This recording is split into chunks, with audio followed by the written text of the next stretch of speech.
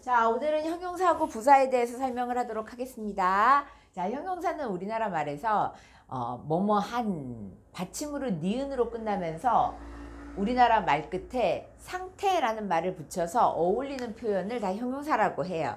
그래서 행복한 이라는 말과 행복하게 라는 말은 행복한 이라는 말은 행복한 상태라고 했을 때 어울리니까 우리나라 말에서 행복하는 형용사가 되고 우리나라 말에서 행복하게는 형용사가 아니라 부사라고 표현하는 거지.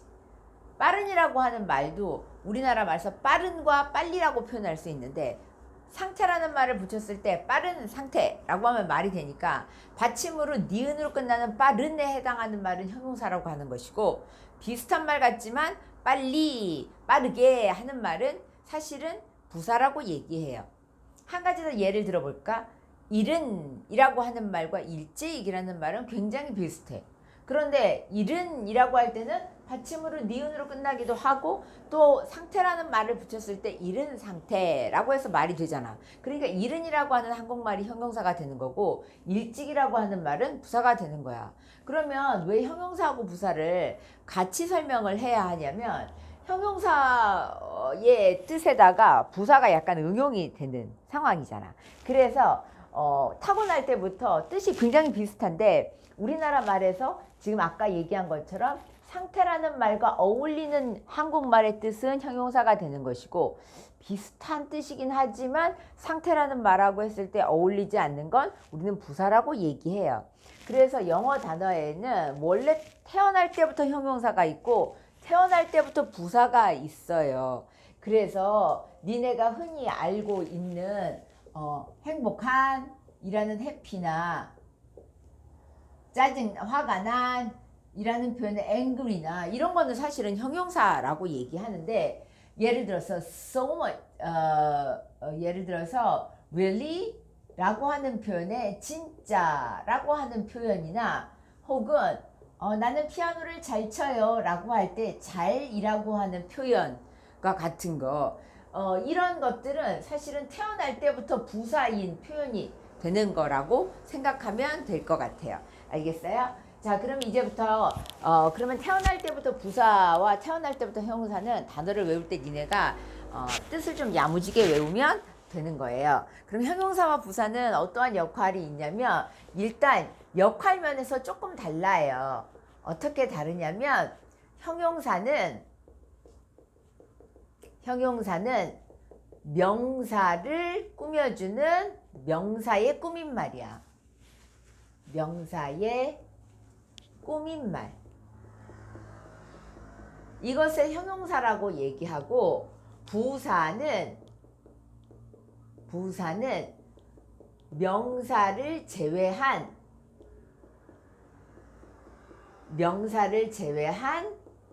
나머지의 꾸민말.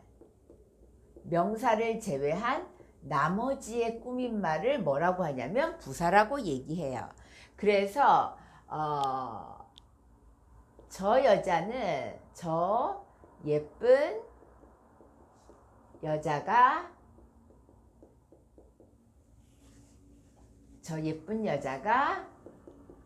한 불쌍한 거지에게 얼른 다가갔어요. 이렇게 한국말로 얘기를 하면 꾸며주는 말이 무엇인지를 찾아볼까? 그러면 여자라고 하는 것이 명사고 거지라고 하는 것도 역시 이름을 나타내는 명사지. 그러면 여자를 꾸며주는 거는 뭐야? 예쁜이야. 그래, 맞아. 예쁜 여자 했을 때 말이 되니까 예쁜이 여자를 꾸며주는 말이지. 그러면 거지를 꾸며주는 말은 뭐지?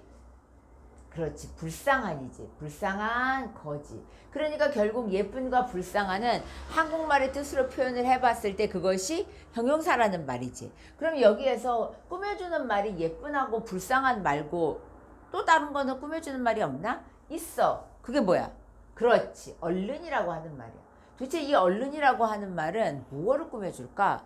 꾸며주는 말을 찾으려면 그 말 다음에 그 단어를 넣어보는 거야.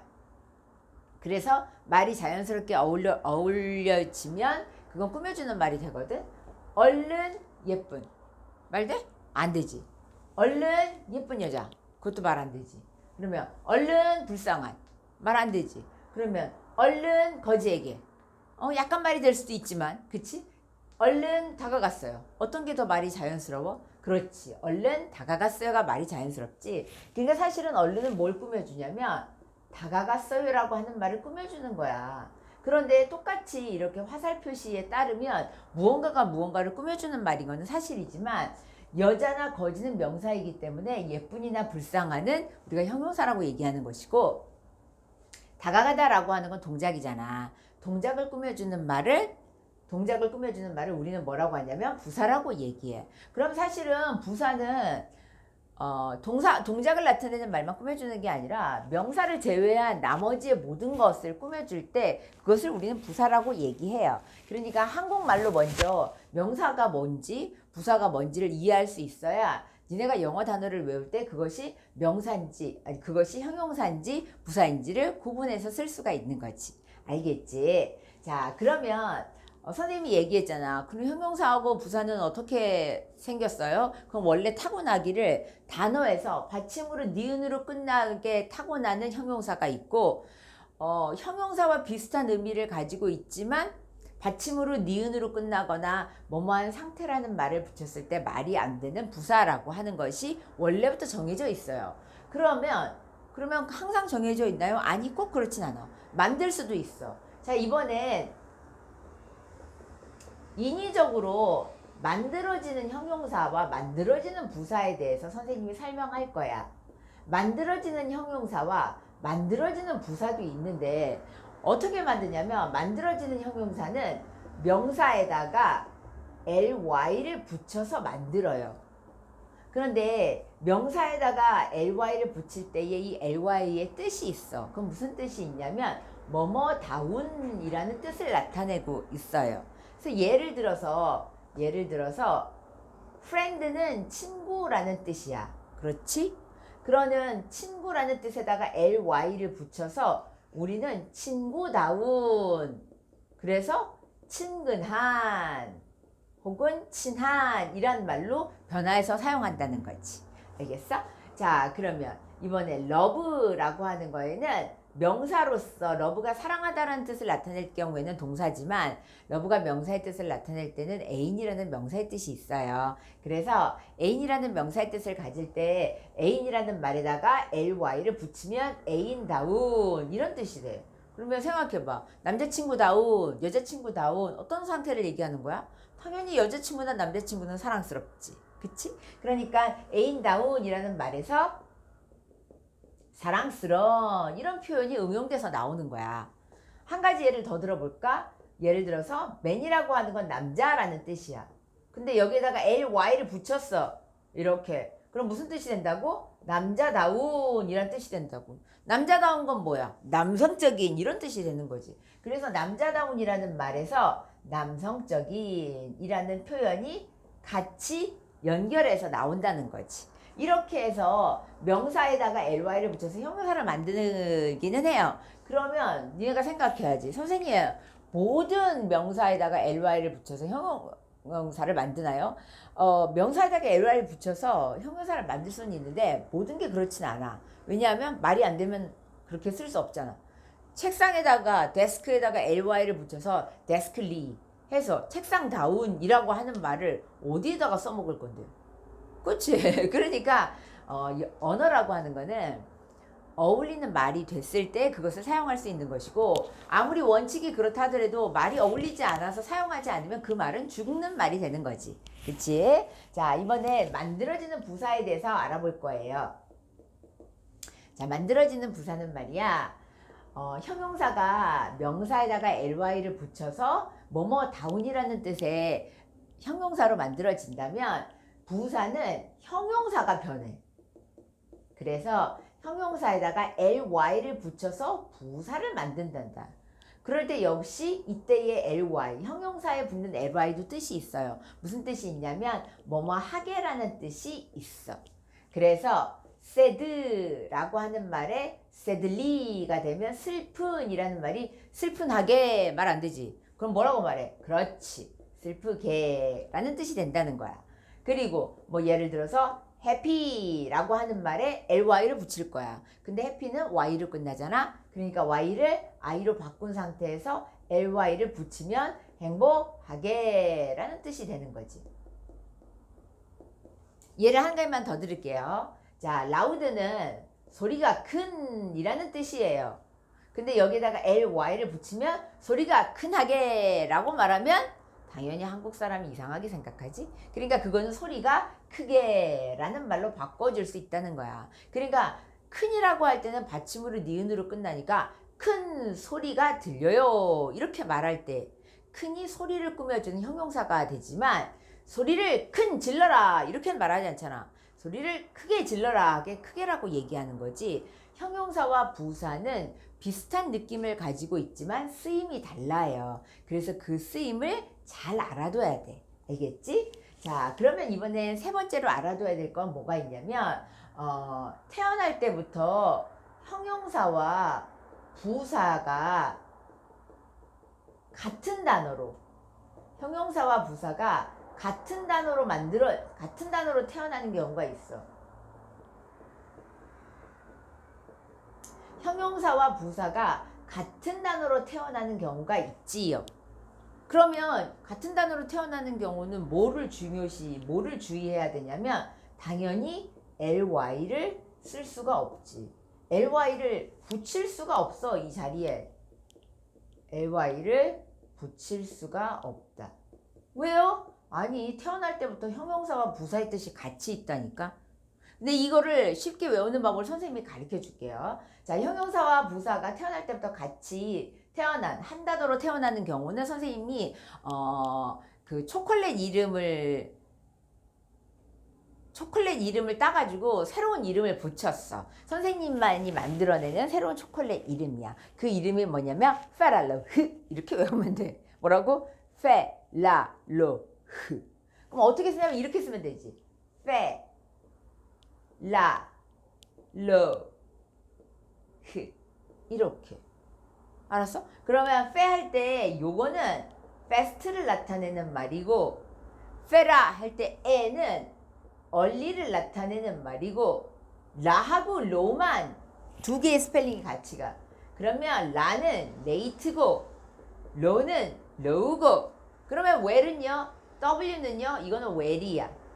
그 다음에 h 두 개는 하나는 high고 하나는 hard예요. 그러니까 사실은 결국 페랄로흐는 절대 ly를 쓸 수가 없어요. ly는 붙일 수 없다. 자, 그 이유를 지금부터 조금 더 정확하게 설명해 주도록 할게요. 자, 페랄로흐라고 하는 것에는 처음부터 부사의 뜻을 가지고 있어. 그래서 뜻이 사실은 두 가지라는 거지. 그러니까 fast는 빠른과 빨리라고 하는 두 가지의 뜻을 가지고 있는 거야.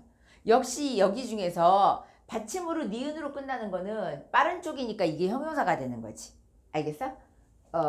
early 같은 경우에는 이른이라고 하는 말과 그리고 일찍이라고 하는 말이 있겠지? 그러면 이른이라고 하는 말이 받침으로 니은으로 끝나니까 이게 형용사 뜻이 되는 거야. 그리고 late는 늦은 이라는 뜻과 늦게라는 두 가지의 뜻을 가지고 있어. 역시 받침으로 니은으로 끝나는 건 늦은 쪽이니까 이게 형용사가 되는 거야. low는 낮은 이라는 뜻과 낮게라는 뜻이 있어. 역시 앞에 있는 게 형용사의 뜻. well은 약간 달라요. well은 형용사의 뜻일 경우에는 건강한 이란 뜻이 있고 부사의 뜻일 경우엔 잘이라는 뜻이 있어. 그래서 How are you? 그럴 때 I'm well 이렇게 얘기할 때 I'm well 하는 이때의 well은 난 건강해요 이런 뜻이 되는 거야. 알겠죠? 그 다음에 high에는 높은 이라는 뜻과 높이 혹은 높게 날라요 라고 할 때 높게 라는 뜻이 같은 부사야. 그리고 이쪽이 형용사의 뜻이 되는 거지. high는 두 가지 뜻, hard는 두 가지의 뜻이 있어요. 하나는 단단한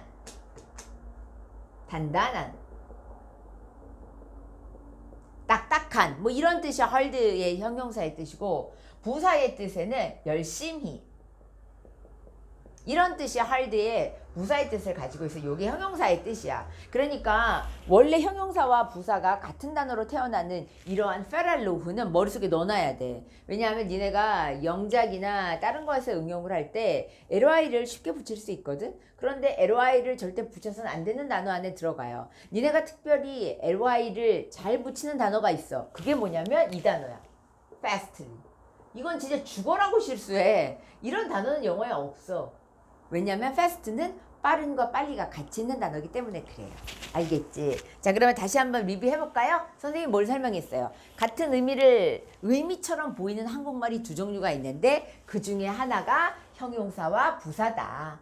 근데 형용사는 어떻게 알 수 있다? 받침으로 니은으로 끝나고 우리나라 말에서 상태라는 말을 붙인다.